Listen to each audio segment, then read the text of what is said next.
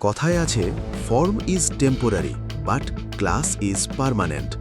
কিন্তু যখন সেই ক্লাসের সাথে আগুনের মতো ফর্ম মিশে যায় তখন তাকে আটকাবে কার সাধ্য? নতুন বছরের শুরুতেই ভারতীয় ক্রিকেট ভক্তদের জন্য এর চেয়ে বড় সুখবর আর কি হতে পারে? দীর্ঘ অপেক্ষার অবসান। অবশেষে ভারতীয় দলে ফিরছেন সহসপুর এক্সপ্রেস মোহাম্মদ শামি। শিরোনামে একদম ঠিক দেখেছেন।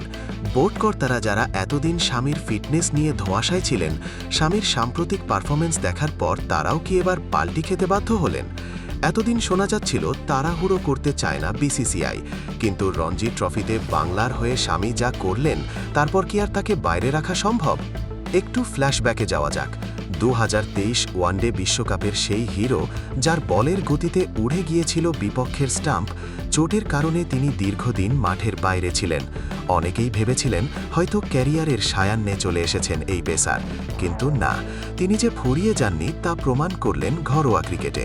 360 দিন পর মাঠে ফিরে বল হাতে যা ভেলকি দেখালেন তাতে নির্বাচকদের চোখ কপালে উঠতে বাধ্য। শামির এই আগুনে ফর্ম দেখে এখন বড় প্রশ্ন, নতুন বছরেই কি তবে জাতীয় দলে দেখা যাবে তাকে? সূত্র মারফত যা খবর পাওয়া যাচ্ছে, বিসিসিআই আর ঝুঁকি নিতে চাইছে না, তবে সেটা শামিকে বাইরে রাখার ঝুঁকি নয়, বরং তাকে দলে না নেওয়ার ঝুঁকি। সামনেই চ্যাম্পিয়ন্স ট্রফি এবং ইংল্যান্ডের সাথে গুরুত্বপূর্ণ সিরিজ। বুমরাহ এবং সিরাজের পাশে শামির অভিজ্ঞতা এই মুহূর্তে টিম ইন্ডিয়ার জন্য ব্রহ্মাস্ত্র হতে পারে। বোর্ড বাধ্য হোক বা শামির জিত জিতে যাক, দিন শেষে লাভ কিন্তু ভারতীয় ক্রিকেটেরই। নতুন বছরে শামির এই রাজকীয় কামব্যাক দেখার জন্য আপনারা কতটা উত্তেজিত?